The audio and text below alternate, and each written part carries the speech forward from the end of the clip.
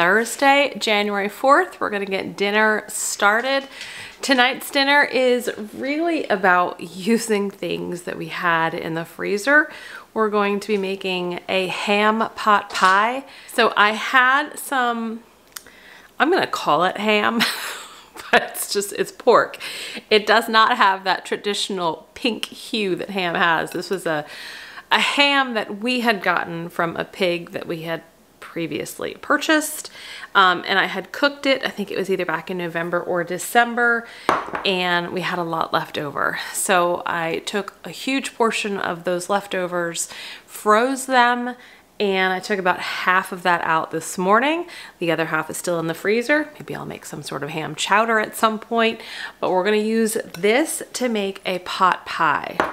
So in our pot pie, I've got 4 of these small Yukon Gold potatoes, 2 carrots. I do not have many carrots left for the challenge, so I'm kind of trying to ration them as much as I can. I've got a little bit of an onion left over. I do have 2 ears of corn that were in the freezer. We're gonna get the kernels off those. I have a little bit of freeze-dried peas left, and then I've got 1 pie crust. And so we're gonna be sauteing and softening the vegetables. I'm going to make a roux, and rather than, roux type gravy for the inside of our pot pie, and rather than me going and opening another pint of bone broth, I just took some of the leftover broth from last night's minestrone soup. So I strained out most of the solids, but I've got about a cup's worth of minestrone broth, bone broth here. I thought, what a great way to use that up, because we still have some soup left over from last night. So I'm gonna get my veggies cut, get everything kind of warmed up and sauteed, and then we'll take that out, put it in a bowl, make our roux. The pork is already cooked. And then we are going to be making our pot pie in an 8x8 dish. I don't want to make too much, like I had mentioned previously when we started the challenge a couple of days ago. I don't want to have all of these leftovers in the refrigerator. My family eats leftovers, but only up until a certain point, and so I'm trying to be very careful to not let anything go to waste.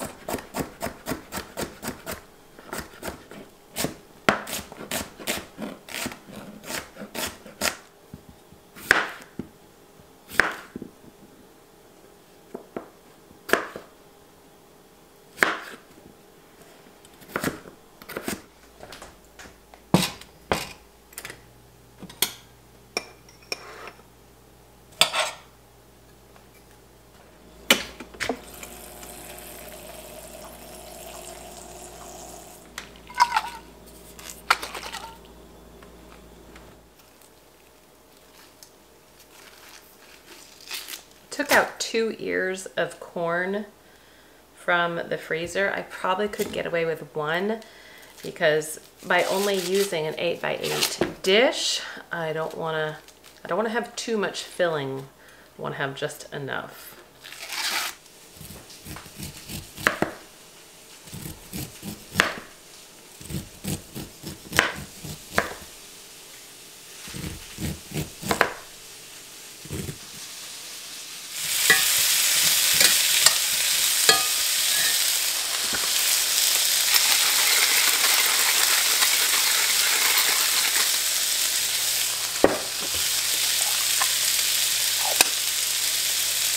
Okay, the vegetables are still on the stove. I put a lid on just to help keep some steam in and help cook the potatoes a little bit faster. But I did turn the burner off. Over at the stove, I also brought over my stock, some butter, and some all-purpose flour so we can get our roux going shortly. I'm gonna drain the water out of the peas now because they're fairly fully hydrated. It happens really quick. And I've got my corn in the bowl. We're gonna add the peas, the ham, and then make our roux.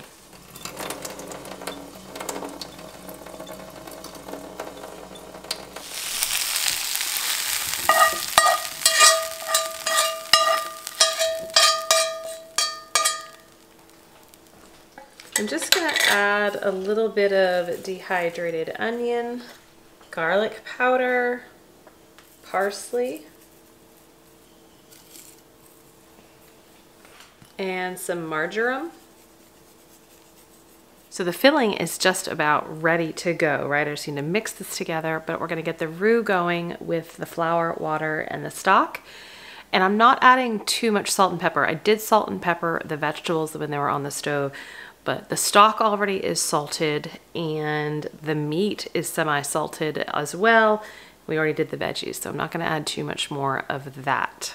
I love this kind of dish because while I'm just using leftover ham, pork, you could do this with chicken, with turkey, whatever you have on hand, and it's coming together very fast. I know that this is the magic of YouTube and editing, but I promise you, this is coming together pretty fast, and you can make it really fast too. This is also a dinner that you can make ahead of time and put in the refrigerator and then bake it when you come home. Once we get our filling together and put in the pan, I'm gonna roll out our pie crust, but it's only 2:45 in the afternoon right now. I am not baking this until a couple of hours from now, so we're assembling and putting it in the fridge till it's time to bake. So I only need enough roux or gravy to really just kind of bring the contents together to put into the pan. And the trick to doing this, again, I feel like I say this a lot, but the more and more you do these things, the more and more easy they become. More practice it makes perfect, semi-perfect. I am going to be doing about maybe 1 to 2 tablespoons of butter with 1 to 2 tablespoons of flour. The trick is to do equal parts butter, equal parts flour, and you'll see I'm gonna melt the butter, put the flour in, the flour absorbs all of the butter, and then you start slowly adding in your stock, whisking consistently, and then it's going to eventually get really thick again, and then it's time to add more stock. Okay, I'm gonna do 2 tablespoons butter, and I'm gonna put my burner on medium heat with about 2 tablespoons all-purpose flour. Now, I should not need to add any more butter or flour. Once this is melted and once it's absorbed, right, we continue to add our stock, but you should never have to add more butter or flour. You just keep adding stock as it gets thick, and then you stop when you have the desired amount at the desired consistency.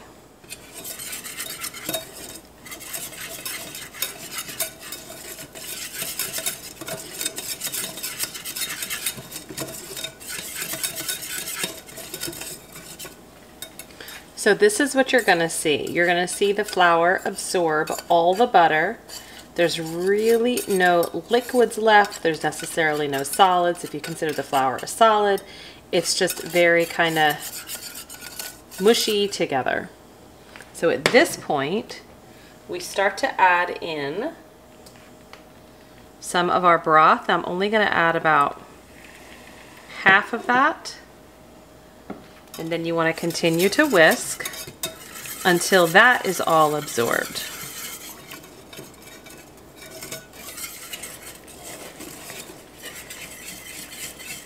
And you can see it's starting to get thick again.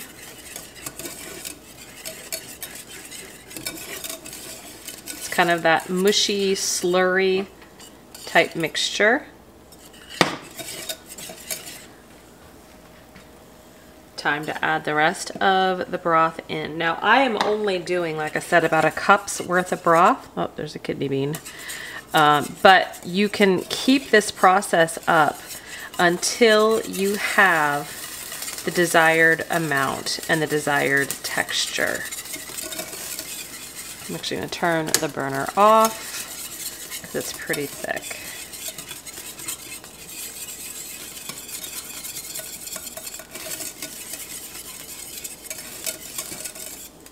I think that's pretty good. That's a good consistency, a good thickness. So let's go mix this in with the filling. So first I'll mix this up.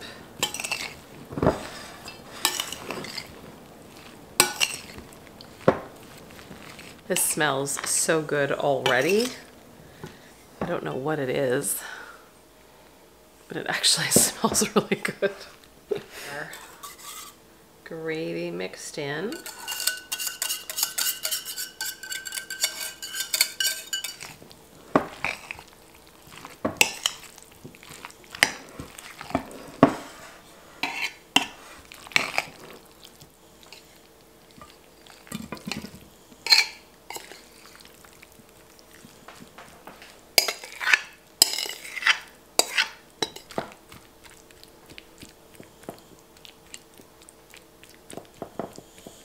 That took minutes. Literally, it felt like minutes to put together, and I think I chose wisely with the dish.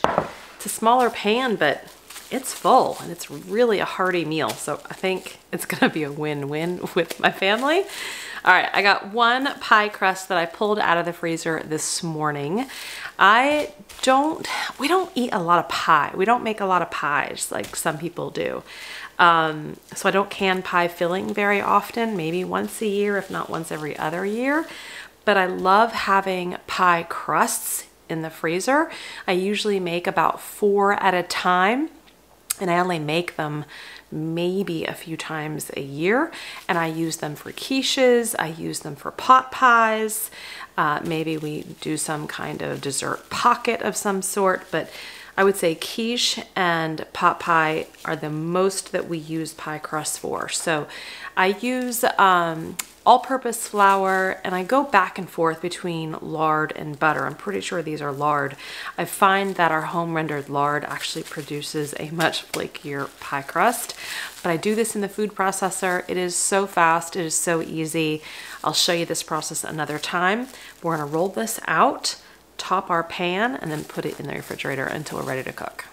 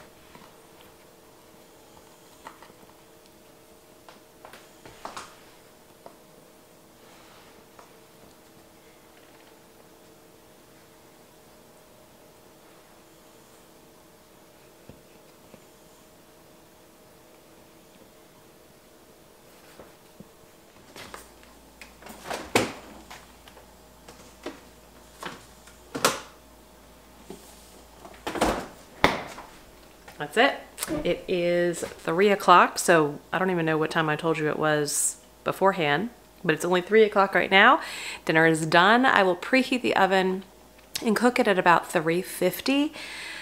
I would say between 30 to 45 minutes. Now remember, the inside, the filling is cooked. It just will have to be heated through, and we're just cooking the crust on top. So like I said, 350, 30 to 45 minutes.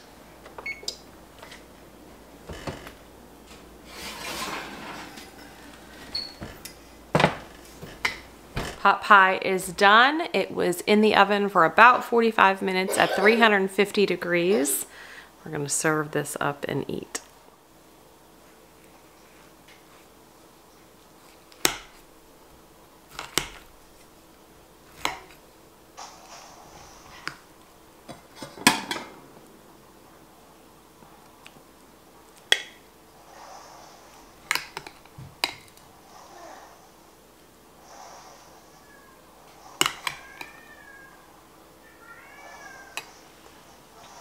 Bon appetit!